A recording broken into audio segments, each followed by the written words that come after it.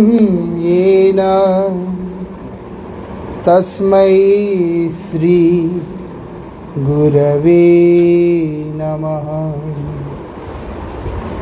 पतितपावन परम करुणामय परमाराध्यतम श्रील गुरुदेव नित्यलीला प्रविष्टोम विष्णुपाद परमहंस परिव्राजकाचार्य अष्टोत्तर शतश्री श्रीमद् श्रील भक्ति वल्लभ तीर्थ गोस्वामी महाराज जी के अभय चरण असंख्य कोटि साष्टांग दंडवत प्रणाम करते हुए उनके अहेतु की कृपा प्रार्थना करता।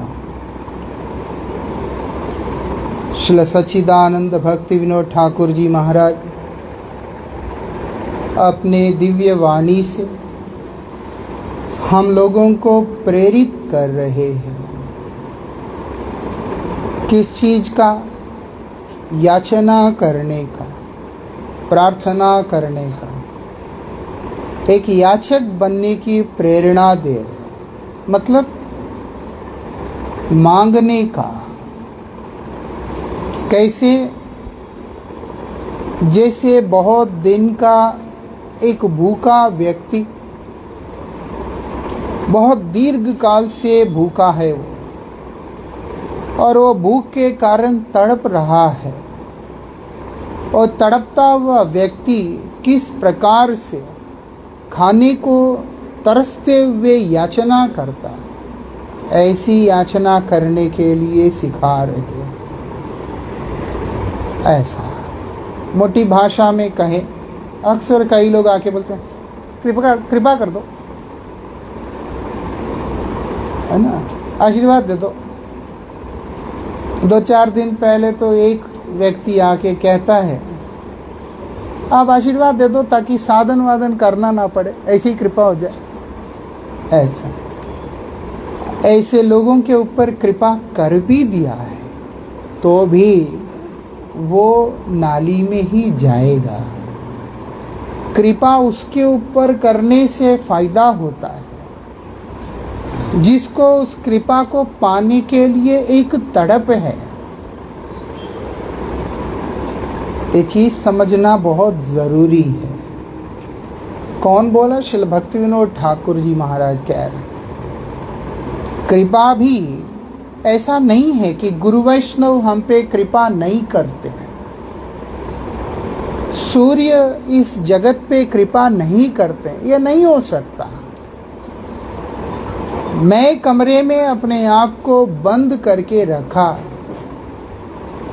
और मुझे सूर्य के किरण दिखलाई नहीं देते, और मैं ये कहूँ मैं तो सूर्य का कृपा लेने के लिए तैयार हूँ, वही मुझ पर कृपा नहीं करते, तो उसका कोई अर्थ नहीं हो सकता।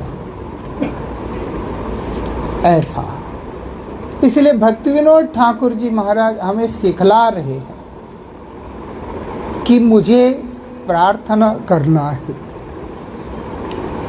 इसीलिए यहाँ क्या बोलते हैं, मुख के अंदर घास का तिनका लेकर। मुख में घास लेने का मतलब क्या है? वो बोलते दैन्यता का प्रतिरूप है, एक इंडिकेशन फॉर्म है ह्यूमिलिटी का। ये दांत में घास का तिनका लेके बैठा, मतलब ऐसा नहीं कि पहले घास ढूंढ के आओ और उसको मुख में दो और बैठा मैं ना। ये एक इशारा है, एक शिक्षा है कि तुम्हें इतनी दयनीयता के साथ अप्रोच करना होगा। ऐसा वस्तु का अभाव जिसमें होता है और अभाव के साथ उसको पाने का तड़प जिसमें होता है, उसमें दयनीयता स्वाभाविक हो जाता है। एक तो उसका अभाव को समझना और उतना ही पर्याप्त नहीं, फिर उसको प्राप्त करने की लालसा भी होना। तो इसीलिए यहाँ पर श्रील भक्ति विनोद ठाकुर जी महाराज क्या बोलते हैं दैन्य होकर अप्रोच करना है। कहाँ पे? मैं तो आ गया कृपा करके, मैं तो आपकी कृपाकांक्षी होकर के बैठा हुआ। किनके चरणों में? श्री दास गोस्वामी जी महाराज के चरणों में। किनके चरणों में? उनके गुरुपाद पद्म श्री रूप गोस्वामी के चरणों में। प्रेम प्रदान करने वाले कौन हैं? श्री चैतन्य महाप्रभु। हमें जो चाहिए रूप रघुनाथ की शिक्षा, वो है कृष्ण प्रेम का, उस विशुद्ध भगवत प्रेम का। वो हमें देगा कौन? रूप रघुनाथ। रूपानुग आचार्य जो हैं हमारे परंपरा के, वो हमें देंगे और कोई नहीं देगा। ऐसा जिसको उन्नत उज्जवल रस बोल करके वर्णन किया गया, जहां पर श्रीमती राधिका का उस दिव्य प्रेम की बात हो रहा है, वो प्रदान कौन करेगा? श्री चैतन्य महाप्रभु करेंगे और महाप्रभु के परिकरगण करेंगे। ऐसा नहीं कि हमें भगवत भक्ति कोई दे नहीं सकता। भगवत भक्ति देने का सामर्थ्य सभी भगवत भक्तों में होता है, लेकिन उस भक्ति के रस का जहाँ तारतम्य है, उस भक्ति रस का जहाँ पर सर्वोच्चम जो स्थिति है, श्रीमती राधिका का वह उज्ज्वल प्रेम, वो हमें केवल रूप रघुनाथ धारा के आचार्य ही प्रदान कर सकते हैं। ऐसा तो इसीलिए यहाँ पर श्रील भक्ति विनोद ठाकुर जी महाराज, रूप गोस्वामी, रघुनाथ दास गोस्वामी आदि आचार्यों के चरणों में नमन करते हुए प्रार्थना कर रहे हैं, याचना कर रहे हैं। क्या कर रहे हैं? राधा दास्यामृत कर्ण। ऐसा कर्ण मतलब है कि एक बिंदु की तरह। कर्ण मतलब सिर्फ एक कण जैसा होता है, धूली का एक कण जिसको कहते हैं। मतलब श्रीमती राधिका के दासत्व रूपी अमृत का एक बिंदु आप हे नाथ कृपा करके मुझे दान कर दीजिए,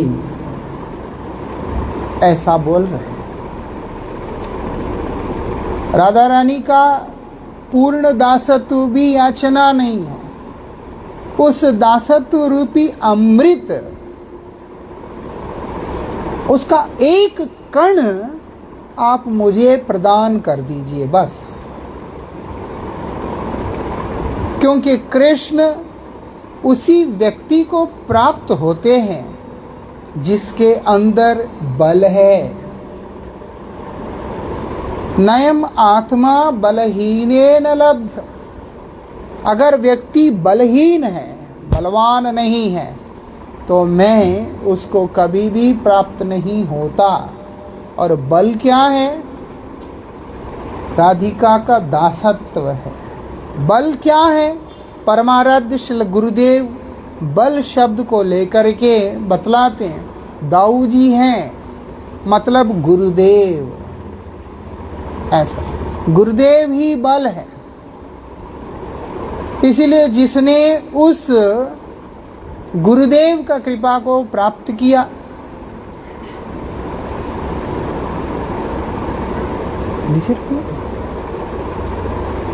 जिसने प्राप्त किया, वही व्यक्ति भगवान के कृपा का अधिकारी है। यहाँ हमें इस बात को समझना होगा। बल क्या है? राधा रानी का दासत्व बल है। ऐसा इसलिए यहाँ पर बताया राधा रानी का दासत्व जिसने कर लिया, जिसने राधा रानी का दासी होने का अभिमान अपने अंदर स्वतः रूप से पैदा किया, क्या कहते हैं? कृष्ण उसके हो जाते हैं। ऐसा कृष्ण उसके हो जाते, कृष्ण उसका संपद है। इसलिए कृष्ण चाहिए तो श्रीमती राधिका के पास जाना होगा। राधा रानी के पास गए बिना कृष्ण को संपूर्ण रूप से कोई भी प्राप्त नहीं कर सकता है। आप देखो, जब सप्तम याम काल में यशोदा मैया कृष्ण को बड़े प्रेम से अपने सखाओं के मंडली के बीच में से उठाकर अपने शयन कक्ष में ले आती है और बहुत प्रेम से सुलाती भी है। ऐसा नहीं कि अंदर आके बोलती सो जा। ऐसा यशोदा जब कृष्ण सखाओं के साथ खेल कूद रहे हैं, वो क्या बोलती? मातृ यत्ने करीला शयन, कोशिश करके उन्हें उठाकर क्या करती है यशोदा मैया? लिटाकर उन्हें सुलाने का कोशिश करती है और प्रयास में स्वयं भी कृष्ण के साथ वही सो जाती है। ऐसा, लेकिन कृष्ण ऐसा विचित्र लीलाधारी है, यशोदा मैया के जानकारी से बाहर श्रीमती राधिका के उस एकांतिक संग को पाने के रात्रि काल में चुपके से चले जाते हैं, चुपके से चले जाते हैं। एक व्यक्ति कितनी महत्व है, एक व्यक्ति कितना विशेष होता है, जिसके लिए हम सोचते भी नहीं हैं, अर्धरात्रि के समय भी निकल के चले जाते हैं। ऐसा कृष्ण क्या करते हैं? ऐसे करते हैं। राधा रानी से मिलने के लिए तड़पते हुए अधीर हो जाते हैं। इसीलिए संपूर्ण रूप से अगर कोई हमें कृष्ण को प्रदान कर सकता है, आंशिक रूप से नहीं, तो वो केवल श्रीमती राधिका ही है। इसलिए बोलते उस अमृत को, उसके कण को तुम एक कण को पाने का कोशिश कर। ऐसे सिर्फ राधा रानी का दासी होने का अभिमान ही कर लो। मैं तो कुछ जानती नहीं, केवल श्री राधा जी की दासी हूं मैं। ऐसा और बोलते कृष्ण दौड़ के आएंगे उठाने के लिए, चला। लेकिन एक विशेषता है, राधा रानी के चरणों में उपस्थित होकर श्याम सुंदर का नाम बोलना होगा। राधा रानी उसी को सुनती है जो श्याम सुंदर का नाम करेगा कि मेरे प्रीतम का नाम करता कौन है। ऐसा हम लोगों के आचार्य बड़े अद्भुत है, कोई कृष्ण नाम करता है, कोई राधा नाम करता है। दोनों ही वास्तविकता में वो लाभ नहीं देगा, क्योंकि राधा राधा करोगे तो राधा रानी नहीं देखेगी, कृष्ण कृष्ण करोगे तो कृष्ण नहीं देखे, कृष्ण कृष्ण करोगे राधा रानी देखेगी, राधे राधे करोगे तो कृष्ण देखेंगे। ऐसा इसीलिए युगल मंत्र को करना होता है, जो हम लोग करते हैं, राधे कृष्ण कृष्ण कृष्ण राधे राधे, राधे श्याम श्याम श्याम राधे राधे, हरे कृष्ण कृष्ण कृष्ण हरे हरे, हरे राम राम राम हरे हरे। ऐसा हनुमान जी महाराज, एक व्याख्याकार के मुख से मैंने सुना था, वो जब हनुमान जी की स्तुति करना चाहते हैं तो हनुमान जी ने बोला स्तुति तो करना है, मेरा महिमा नहीं होना चाहिए, याद रखना।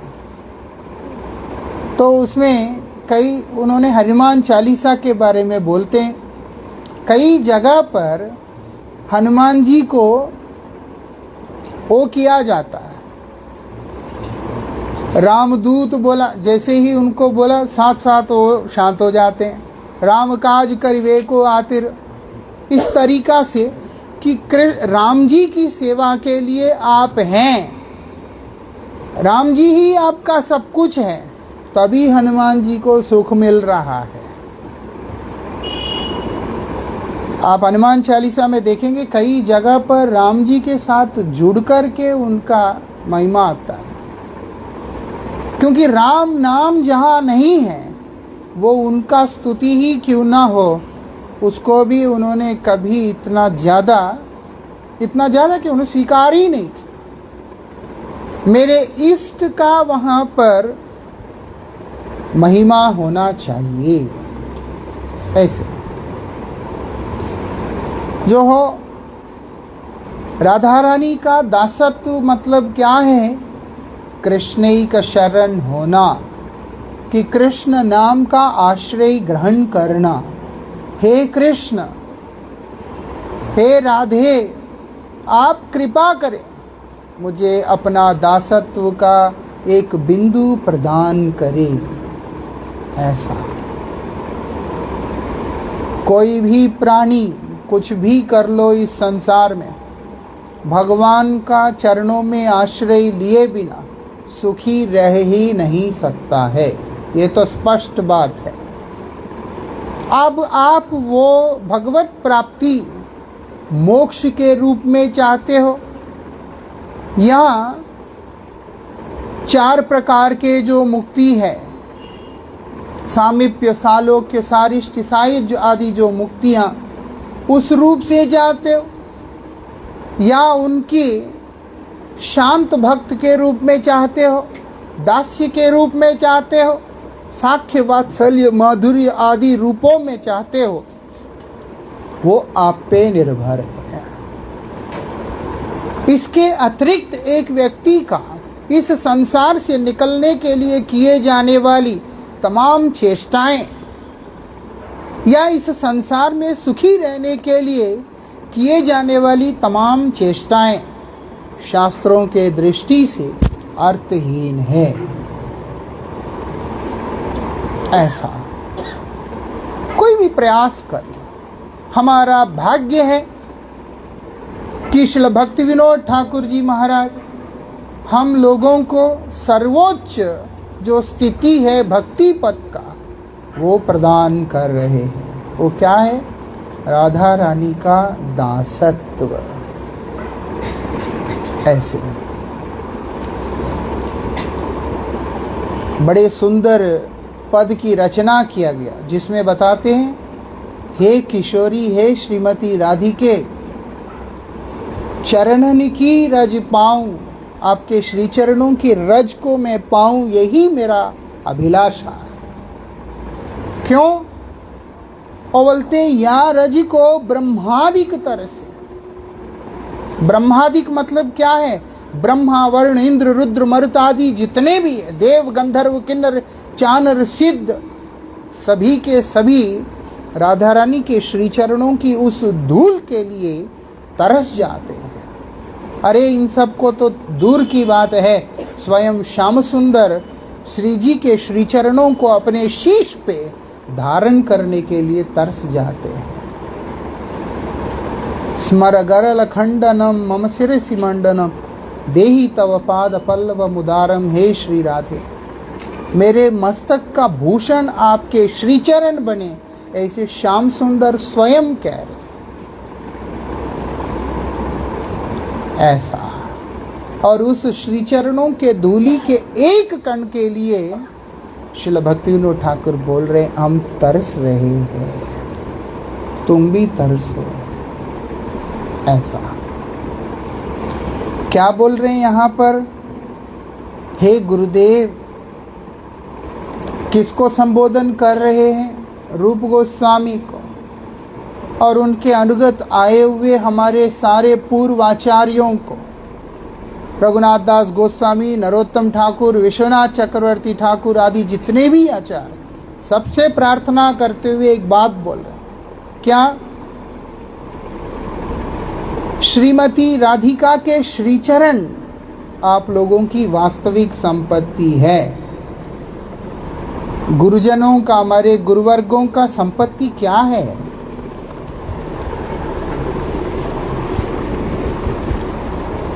हमारे गुरुवर्गों का संपत्ति क्या है?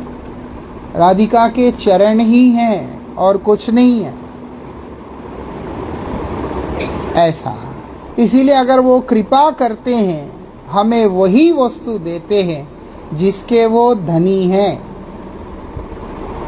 जिसके वो धनी हैं वही वस्तु वो हम लोगों को प्रदान करें, और कोई चीज़ नहीं।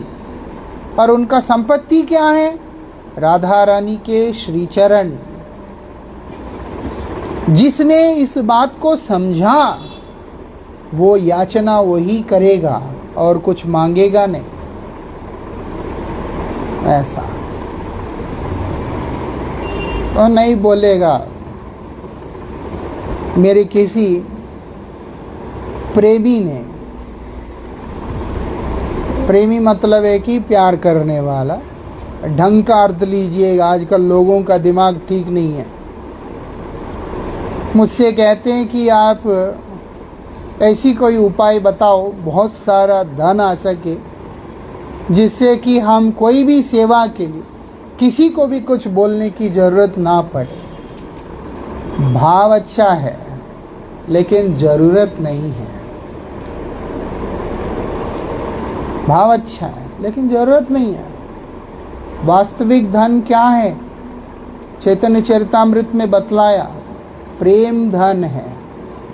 यहाँ तक बता दिया, प्रेम धन बिना व्यर्थ दरिद्र जीवन लाखों करोड़ों अरबों खरबों हो सकता है,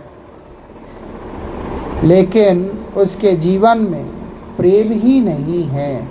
गुरुदेव से प्रेम नहीं है, वैष्णवों से प्रेम नहीं है, भगवान से प्रेम नहीं है, तो उससे बड़ा दरिद्र और कोई हो ही नहीं सकता। धन तो प्रेम है। कौन सा प्रेम?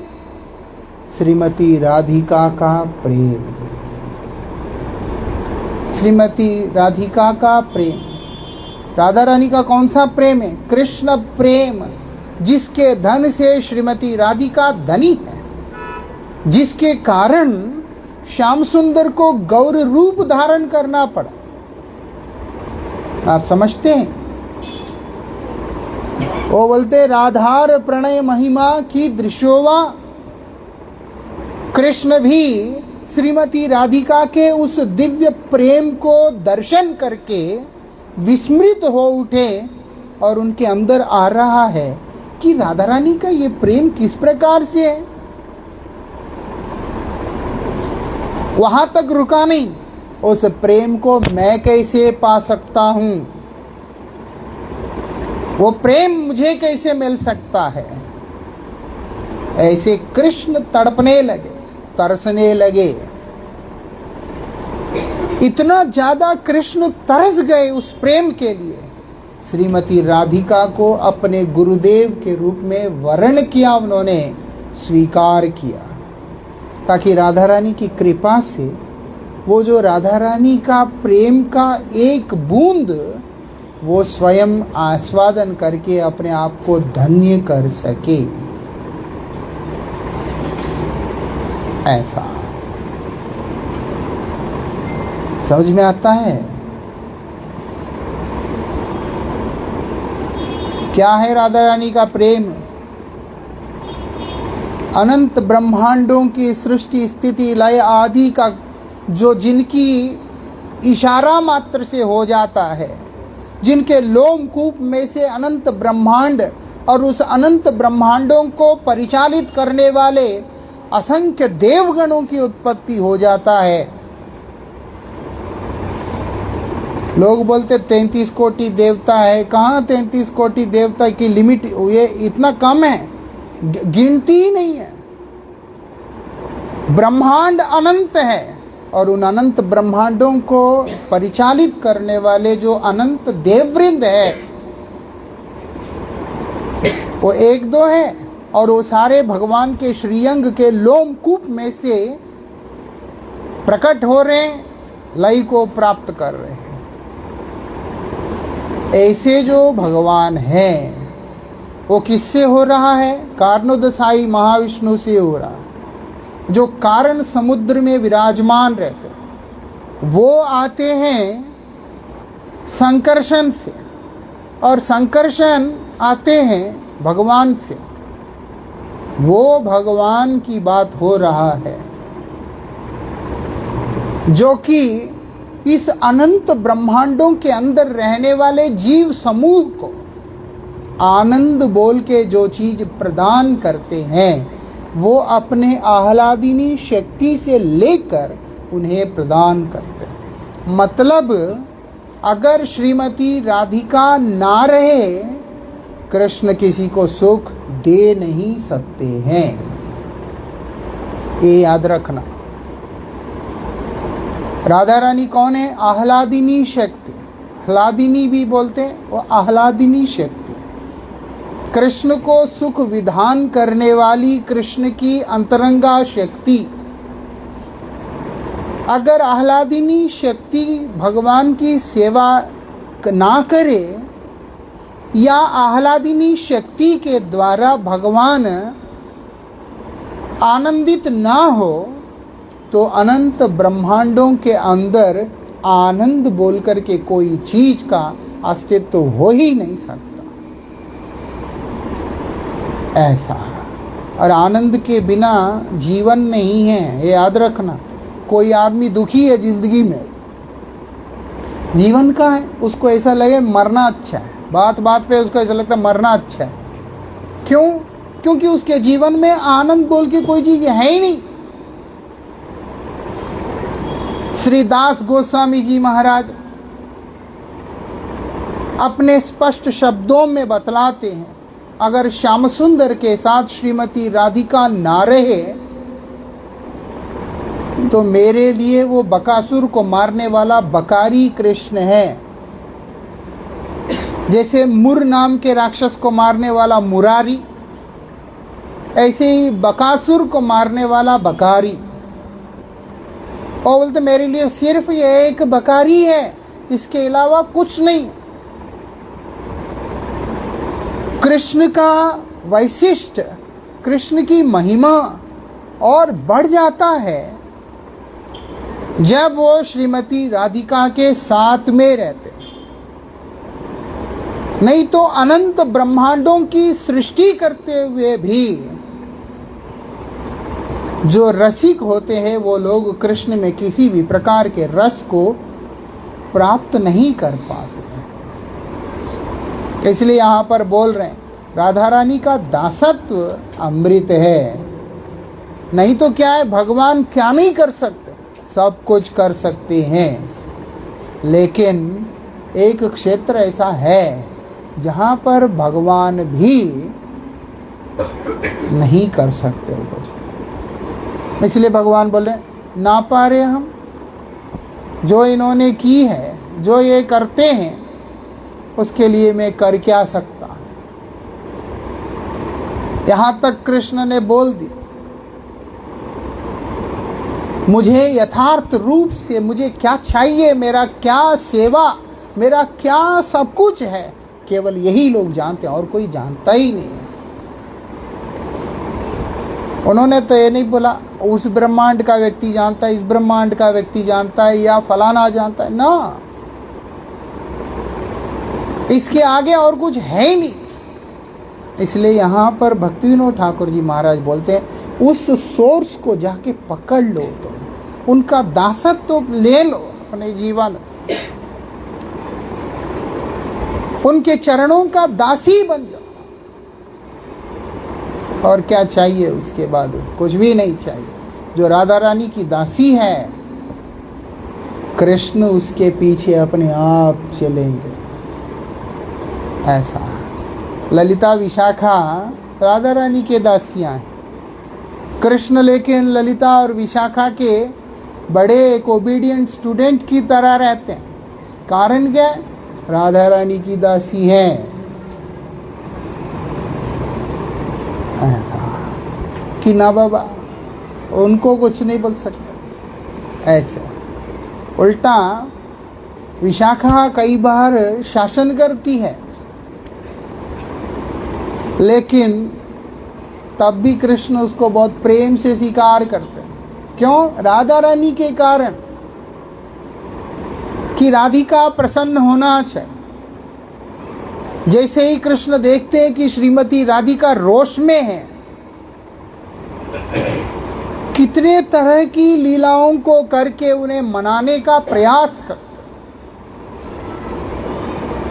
क्योंकि राधा रानी की ऐसी विशेषता है, राधा रानी की ऐसी महिमा है। उतनी बातों को यहाँ चर्चा नहीं किया जाएगा। सिर्फ एक ही बात कि भक्तिविनोद ठाकुर जी महाराज बतला रहे हैं, जीवन में कुछ पाने की अगर सुध आ जाए कि मुझे कुछ पाना है, सिर्फ एक ही चीज मांगना, वो भी बड़े ही दैन्यता के साथ मांगना। हे राधे, अपने श्री चरणों का धूल, अपने श्री चरणों का दासत्व इस दासी को प्रदान करना, और कुछ नहीं चाहिए। ऐसे और किससे प्रार्थना करना है? राधा रानी के दासियों से। श्रील भक्तिविनोद ठाकुर बड़े सुंदर पद रचना किया, जिसमें से वो बोलते हैं, राधा रानी के दासत्व पाने की इच्छा से जब एक गोपी जाके कुंज में बैठकर साधन कर रही है, साधन कर रहे, उसके अंदर की इच्छा है कि मैं राधा रानी का दासत्व को पाऊं, उस समय वहां कौन आता है सबसे पहले? वो बोलते रूप मंजरी। श्री रूप मंजरी वहां पर आके उस दासी का हाथ उठाकर उसको पकड़कर ले आती है। किसके पास? और बोलते ललिता सखी के पास।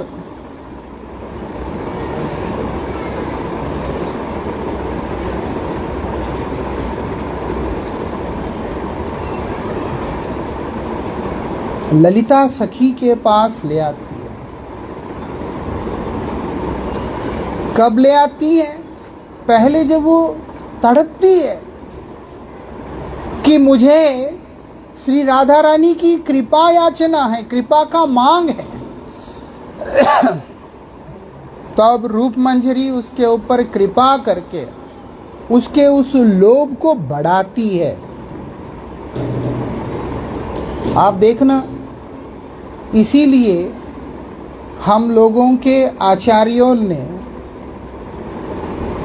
हम लोगों को गोविंद लीलामृत जैसा साहित्य दिया। गोविंद लीलामृत जैसा साहित्य हम लोगों को इसीलिए दिया। किसके कृपा से उसकी रचना हुई? रूप गोस्वामी की कृपा से। किसकी कृपा से हुई? रघुनाथ दास गोस्वामी की कृपा से। क्योंकि कृष्णदास कविराज गोस्वामी जिन्होंने उसको लिखा, वो उनके ही शिष्य हैं, उनके शिष्य हैं। इसीलिए बताया वहां पर, जो इच्छा रखता है उसको पहले लोभ पैदा किया जाता है, और जब लोभी होने के बाद उसके अंदर उसको पाने का तड़प जब बढ़ जाता है, तो उसे उठाकर रूप मंजरी के चरणों में दे दिया जाता है, सौंप दिया जाता है। नरोत्तम दास ठाकुर ने इसीलिए लिखा, यद्यपि वो लोकनाथ गोस्वामी महाराज जी के शिष्य हैं, फिर भी वो क्या लिखते हैं? श्री रूप मंजरी पद सही मोर संपद। से ही मोर भजन पूजन, मेरा भजन भी वही, मेरा पूजन, मेरा संपद, मेरा सब कुछ रूप गोस्वामी ही है, रूप मंजरी है।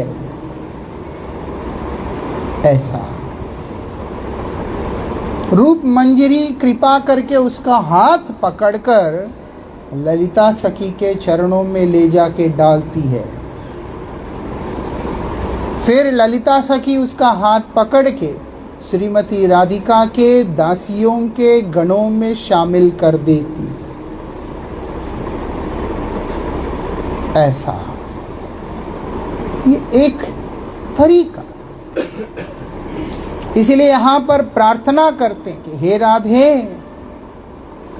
हे रूप गोस्वामी, हे रूप मंजरी, आप लोग कृपा करें, मुझे अपने चरणों का, राधिका के चरणों का जो दासत्व है उसको एक बिंदु प्रदान कर दीजिए।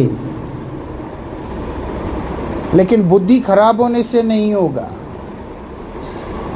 अंदर कामना भरा हुआ रहने से, काम का गंध भरा रहने से नहीं होगा। ऐसा भागवत जी के अंदर बता दिया, जो शिव नहीं है वो भगवान के उस अमृत को पान करने के लिए योग्य नहीं है। शिव मतलब क्या है? हालाहल पी के भी जो हजम कर सकता है वही व्यक्ति इस कृपा को पाने के लिए योग्य होगा। इसीलिए हम केवल दासत्व की प्रार्थना करते हैं कि आप कृपा करके मुझे अपनी दासी बना लीजिए, और दासी बिना किसी तनख्वाह का जो सेवा में जहां नियुक्त करेंगे वहीं पर पड़ा रहूंगा, कुछ भी मांगूंगा नहीं। जहां रखना चाहते हो वही रख दो, जिस सेवा में रखना चाहते हो वही रख दो, अपने श्री चरणों से मुझे कभी भी दूर नहीं करना। ये बोलते हैं अमृत का वो कण, इसको बोलते हैं अमृत कण, उस दासत्व का। जहां मर्जी रखो, जो मर्जी दो मुझे। ऐसा क्या प्रार्थना करते हैं इधर बता रहे हैं। महाभाव चिंतामणि उद्भावित तनुखानी सखीपति सज्जा प्रभावती। श्रीमती राधिका कौन है? महाभाव चिंतामणि है, और महाभाव रूपी चिंतामणि के द्वारा उनके श्री अंग जो है वो शोभायमान हो रहा है। मतलब राधा रानी का जो स्वरूप है वो एक चिंतामणि स्वरूप है महाभाव का। प्रेम भी जब बहुत गाढ़ा हो जाता है तो वो महाभाव वाली अवस्था को प्राप्त करता है। ऐसा पहले मिश्री बनता है, वो गाढ़ा हो के जो है मिश्री बनता है। उसके बाद जब मिश्री पिघलता है उसका एक अलग टेस्ट है, बोलते ऐसा। इसलिए राधा रानी कैसी है? उस महाभाव का चिंतामणि रूप उनका स्वरूप बना हुआ है, जो कि सखीपति। सखीपति कौन है? कृष्ण, गोपियों का पति। जो गोपियों का पति है श्री कृष्ण, उनका शोभा को बढ़ाने वाली, मतलब कृष्ण का शोभा वो राधा रानी के रहने से है, अकेला कृष्ण में नहीं है। इसीलिए यहां पर बताया उनका कृष्ण का सौंदर्य को बढ़ाने वाली है वो चिंतामणि स्वरूप। कौन सा चिंतामणि? महाभाव का, महाभाव रूपी चिंतामणि। वो कौन है? श्रीमती राधिका। ऐसे बता रहे। वो करुणा के आधार रूप से दिखलाई पड़ रही है। और ऐसी करुणा उनकी कि जो कि लक्ष्मी पार्वती आदि जितने भी देववृंद हैं उन सबको फीका करती जा रही है। मतलब जितनी करुणा श्रीमती राधिका के अंदर दिखलाई पड़ रहा है, ऐसी करुणा किसी में देखने को ही नहीं मिलता। और जितनी सौंदर्य उनका एक युवती का रूप में है, वो बोलते हैं वो भी सबको फीका करता जा रहा। मतलब जहाँ श्रीमती राधिका विराजमान है वहाँ पर ये सारे देववृंद फीका लग रही है। द्वारिका की महिषियाँ बहुत ही सुंदर हैं। कृष्ण की पटरानियाँ, ये ना समझे कि वो सुंदर नहीं है।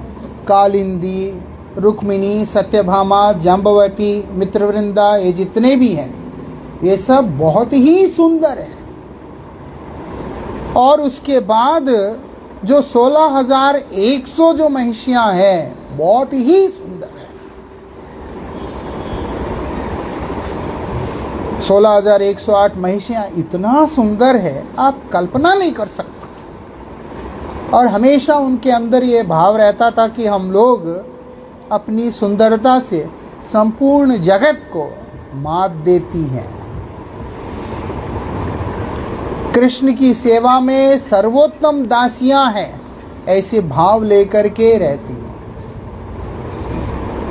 लेकिन जब प्रभास क्षेत्र में, कुरुक्षेत्र में गोपियां ये सब आए हैं कृष्ण से मिलने के लिए, सभी महिषियों को पता है कि कृष्ण हम सब रहते हुए भी हमेशा गोपियों को याद कर कर के रोते रहते हैं। गोपियों को याद करके रोते रहते हैं। उनको पता है बात। वो लोग क्या करती हैं, ऐसी क्या है गोपियों में और विशेष करके श्रीमती राधिका में, ये देखने के लिए वो उनसे मिलने के लिए जाना चाहती है। श्रीमती राधिका कुंज के अंतर कक्ष में विराजमान है और असंख्य गोपियों के द्वारा परिवेष्टित है। चारों तरफ गोपियां ही गोपियां जो कि राधा रानी की सेवा करने के लिए बैठी हुई है। ये सारी महिषियां जैसी जैसी गोपियों को दर्शन कर रही है उनको ऐसा लगता है शायद यही राधा रानी है। 16,001 हैं। वो कहते कि नहीं, वो तो अंदर में है। अच्छा, थोड़ा अंदर जाने के बाद उनको लगता है यही है, यही है, यही है। जब अंत में श्रीमती राधिका के सम्मुख में उपस्थित हुई, वो लोग सब लज्जित हो गई। राधे जय जय माधव दैत्य,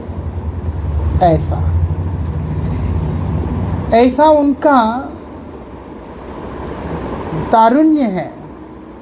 तो यहाँ पर बताया लक्ष्मी आदि को वो बिल्कुल पीछे छोड़ती हुई और ये सब गुणों के साथ सुशोभित एक सती के रूप में दिखलाई पड़ रही है। सती क्या है? कृष्ण ही उनका सर्वस्व है, वो दिखलाई पड़ रहा है। ऐसे कृष्ण ही उनका प्राण है, ये दिखलाई पड़ रहा है उनको देखने मात्र से। इसलिए यहाँ पर बोल रहे हैं इस बात को। और क्या कर रखा है? बड़ा ही सुंदर वस्त्र धारण कर रखा श्रीमती राधिका ने। वो वस्त्र क्या है? वो बोलते हैं लज्जा। लज्जा उनका वस्त्र है। उसको क्या बोलते हैं लज्जा को? शर्मान। वो जो उस तरीका जैसे वो उनका वस्त्र धारण किया हुआ है और वो वस्त्र अपने आप में उनकी वो शर्मीली जो स्वभाव है वो उसको अलग से दर्शाता है। और कुमकुम जो लगा हुआ है श्रीमती राधिका के ऊपर वो उनके सौंदर्य को बढ़ा रहा है, उनकी सुंदरता को बढ़ा रहा है। मतलब उनकी सुंदरता को कुमकुम के रूप में धारण किया। कहने का तात्पर्य वो है, वो शर्म जो है, उस शर्मीली जो स्वरूप है उनका, उसको वस्त्र के रूप में आवरण किया गया है। और क्या बोलते हैं, उनके श्रीअंग पे लगा हुआ जो अंगराग है, जैसे हम लोग कर लेते हैं जन्माष्टमी में, इधर उधर पूरा वो बना लेते हैं, वो क्या है, वो बोलते हैं वो कस्तूरी है। बहुत सुंदर लगती है सब चीजें जब एक बार लगाते ऐसा।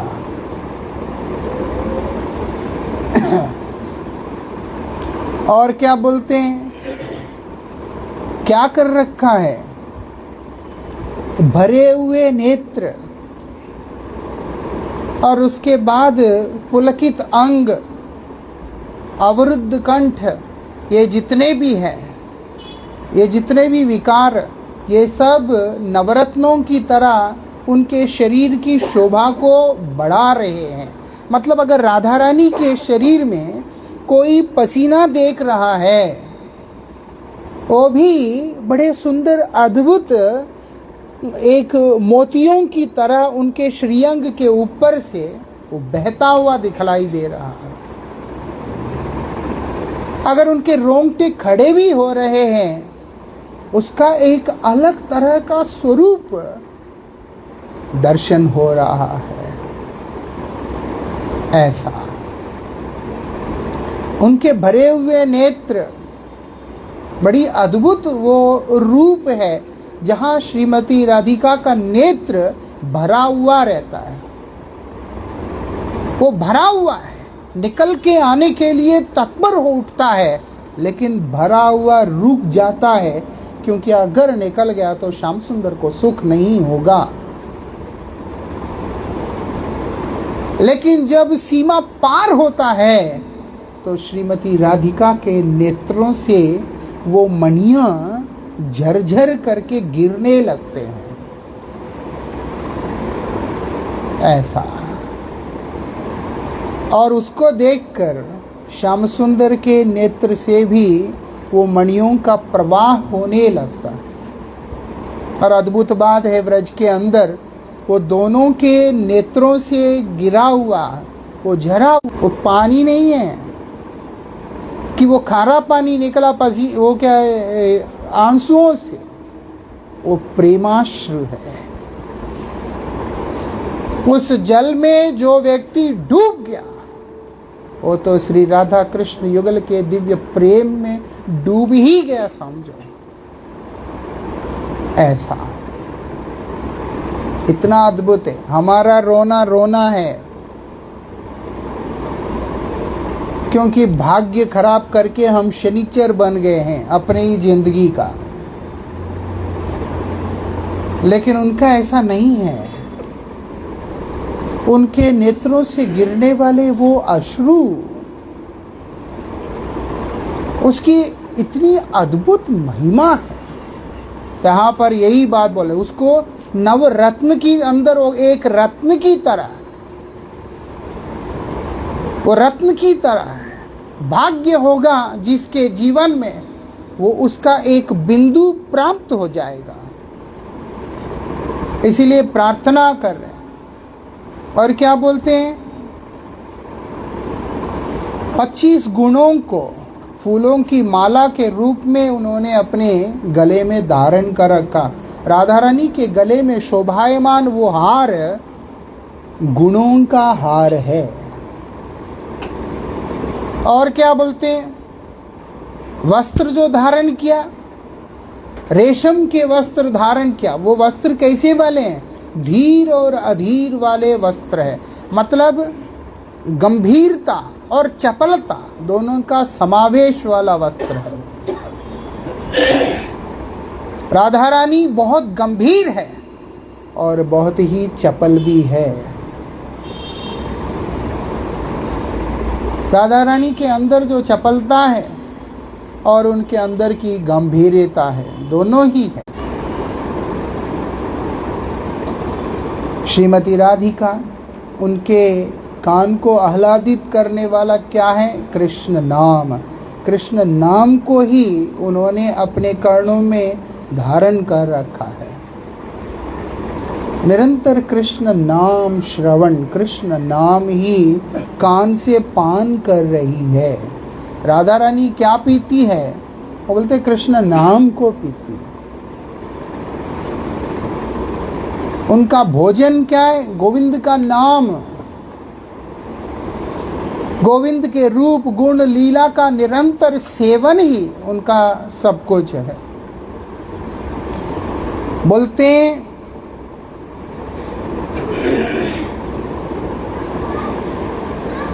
पान खा के, तांबूल कहते हैं जो इधर पान मिलता है, ऐसा नहीं बरसाना वगैरह में मिलता है, उस टाइप का, ठीक है। उसमें कुछ अलग अलग चीज़ें होते हैं। यहाँ जो मिलता है गुलकंद ये वो सब डाल के मीठा कर देते हैं, ऐसा नहीं, वो पान अलग होता है। पान को खाकर उनके होठ लाल हो रखे हैं, वो बोले दिखलाई पड़ रहा है। यहाँ जो पान खा के मुंह लाल होता है, बड़ा गंदा लगता है देखने में, वहाँ ऐसा नहीं है। राधिका के जो ओष्ठ है वो बड़े सुंदर लालिमा में है, लाल लाल से हैं। और गुस्से में दिखलाई दे रही है।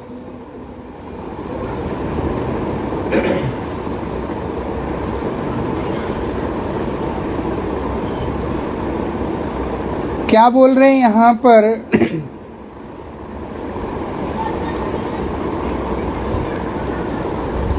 उनकी जो कुटिलता है, कुटिलता को क्या बोलेंगे अच्छी भाषा में? हाँ, व्यंग्यात्मक। व्यंग्यात्मक, वो उनके काजल के रूप से दिखलाई दे रहा है। मतलब जब थोड़ा सा तिरछी होके देख ले, आप कल्पना कीजिएगा मुख लाल हुआ है और उसके बाद तिरछी नज़र से देख रही है, कोई काम पे या ना काम पे, याद रखना श्याम सुंदर जरूर काम जाएगा। सारी काम क्योंकि राधा रानी किसी को डराती नहीं है, इसीलिए कोई भी डरता नहीं, एक को छोड़ती नहीं है, वो है श्याम सुंदर। कृष्ण को बोलती तू गया चंद्रावली के उद्यान में, मैं बताती हूँ तुझे, ऐसा। लेकिन ये केवल कृष्ण को सुख देने के लिए ऐसे करती है। श्रीमती राधिका बिल्कुल स्पष्ट है कि अगर श्याम सुंदर की सेवा करके चंद्रावली श्याम सुंदर को खुश करती है, तो मैं चंद्रावली के घर का दासी बनकर उनका सेवा करके आनंद लेने को तैयार हूँ। ये राधा रानी का भाव है। मोर यदि दिया दुख, मुझे दुख देकर कृष्ण को सुख होता है, तो कृष्ण का वो सुख ही मेरे लिए परम सुख है। कृष्ण के उस सुख से मैं सुखी हूँ। यद्यपि मैं दुखी हूँ और मेरा दुख को देख कर के भी कृष्ण को सुखी हो रहा, तो ठीक है, तुम्हारा सुख के लिए दुखी रह के भी सुखी रहने का एक आनंद है जो इस जगत में कहीं हो ही नहीं सकता, वो श्रीमती राधिका का है। ऐसा इसीलिए कृष्ण श्री जी के चरणों का उसमें रहना अपने आप को पसंद करते हैं। खुद को राधा रानी के चरण में अपने आप को रखना पसंद करते हैं। उसका कारण ही है, चैतन्य महाप्रभु ने 8 ही शिक्षा दी, उसमें से सर्वोत्तम शिक्षा 8वें श्लोक में स्पष्ट देते, आश्लिष्य वा पादरतां पिनष्टमा मदर्शनान् मर्मातां कुरुत्वा। मुझे दर्शन भी नहीं चाहिए। हम लोगों में कौन है ऐसे? कल्पना भी नहीं कर सकते हम।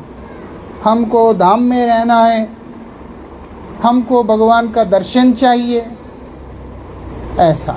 लेकिन मेरे धामवास से, मेरे भगवत दर्शन से मेरे गोविंद को कितना सुख हो रहा है कि नहीं, वो हम लोग कभी विचार नहीं करते। वो करने का योग्यता भी नहीं है, इसीलिए करना भी नहीं चाहिए। मैं ये भी बता दूं, ये विचार करने का योग्यता भी नहीं है, उसको करना भी नहीं चाहिए। लेकिन मैं बोला एक विचार देख लो। श्रील भक्ति विनोद ठाकुर जी महाराज, जो कि कमल मंजरी है, रूप मंजरी के अनुगता है, वो अपने प्रार्थना में लिखते हैं कि प्रभु मुझे स्वर्ग में रखो, नरक में रखो, जहां मर्जी रखो, आपकी मर्जी है। मैं नहीं कह रही कि मुझे आप वहां पर स्थान दो, जहां मर्जी रखो, आपकी मर्जी है। बस आपकी भक्ति मेरे में बनी रहे, आपकी सेवा में करता रहूं, यही मैं चाहती हूं, और कुछ चाहती नहीं। कैसे रहेगा भगवान उसके बिना, बताइए आप मुझे। राधा रानी जब ये कह रही है मत प्राणनाथस्तु साइव नापरा, मेरा प्राणनाथ आपके अतिरिक्त कोई और हो ही नहीं सकता। आप चाहे मुझे ठोकरी मार दो, मुझे ठुकरा दो, हे श्याम सुंदर मुझे तड़पा दो, ले मैं तो माला करता हूं, लेकिन मेरा तो काम बना नहीं, मेरे तो इंक्रीमेंट बढ़ा नहीं, मेरा शादी हुआ नहीं, मेरा उठाला हुआ नहीं। माफ़ कीजिएगा, मुझे मौत से संबंधित बातें अच्छी लगती है अपने लिए, इसलिए मेरे मुख से निकल गया। ऐसा कहने का मतलब है, ऐसे सपना देखने वाला व्यक्ति इस चीज को कहाँ समझ पाएगा। ये बड़ी ऊपर की बात है। ऐसा मुझे सुख की जरूरत नहीं है, तुम चंद्रावली के साथ विलास करके सुखी हो तो हे श्याम सुंदर तुम सुखी रहना, तुम सुखी होना, वही मुझे सुख दे रहा है। ये है राधा रानी का भाव। लेकिन कृष्ण को वो अच्छा नहीं लगता है। कृष्ण को अच्छा लगता है जब राधा रानी मान करे, और कृष्ण फिर रूठी हुई राधा रानी को मनाने के लिए जाए डरते डरते। इसीलिए कृष्ण को सुख देने के लिए राधा रानी मान लीला करती है और कृष्ण उनके पास डरते डरते जाते। ऐसे करते हुए कृष्ण सुख लेते हैं। लेकिन कृष्ण राधा रानी को मनाने के लिए आए, वो राधा रानी को सुख नहीं दे रहा है। मैं तो दासी हूँ गोविंद की, वो क्यों मुझे आके मनाएगा। लेकिन कृष्ण को सुख होता है, इसीलिए राधा रानी मान करके बैठी है। कितना कष्ट है हम सोच भी नहीं सकते। वो भाव ही अलग है, वो जगत ही अलग है। वो बोलते हैं उस राधिका के दासत्व का एक बूंद हे नाथ आप मुझे प्रदान कर दीजिएगा, मुझे और कुछ चाहिए ही नहीं, मुझे सिर्फ वही एक बूंद दे दीजिए। ऐसे करके यहाँ पर प्रार्थना करते हैं। हम लोगों को यही प्रार्थना करना चाहिए कि हे राधे आप ब्रजेश्वरी है।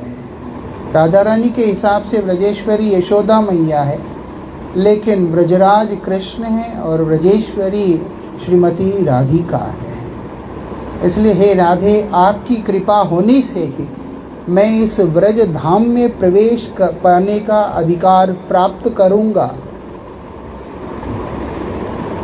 और गंभीर स्वर शब्द में समझना है, इस व्रजधाम में प्रवेश करने का अधिकार प्राप्त करूंगी। याद रखना, व्रजधाम में पुरुषाभिमान के साथ कोई भी व्यक्ति प्रवेश कर ही नहीं सकता। और विशेष करके उस उन्नत उज्ज्वल लीला भूमि में जहाँ पर श्री राधा कृष्ण युगल ने असंख्य लीलाओं को करा, वहाँ पे कोई भी प्रवेश कर ही नहीं सकता। अगर वहाँ प्रवेश पाना है तो उनका दासी होना पड़ेगा। वही दासी का जो अमृत है, उसका एक बिंदु है राधे आप मुझे प्रदान कर दीजिए। यही प्रार्थना श्रील भक्तिविनोद ठाकुर हम लोगों को सिखला रहे हैं। यही भाव से निरंतर प्रार्थना करना, यही भाव से निरंतर हरिनाम करना, और यही भाव से अपने जीवन निकाल देना। याद रहे, श्रीमती राधा रानी परम दयालु है, परम कृपालु है, वो निश्चित रूप से कृपा करेंगी। हमारी यही इच्छा के साथ हमने जी लिया तो वो हमारी यही इच्छा को अवश्य पूर्ण करेंगी। वांछा कल्पतरुभ्यश्च कृपा सिंधुभ्यैव च पतितानां पावनेभ्यो वैष्णवेभ्यो नमो।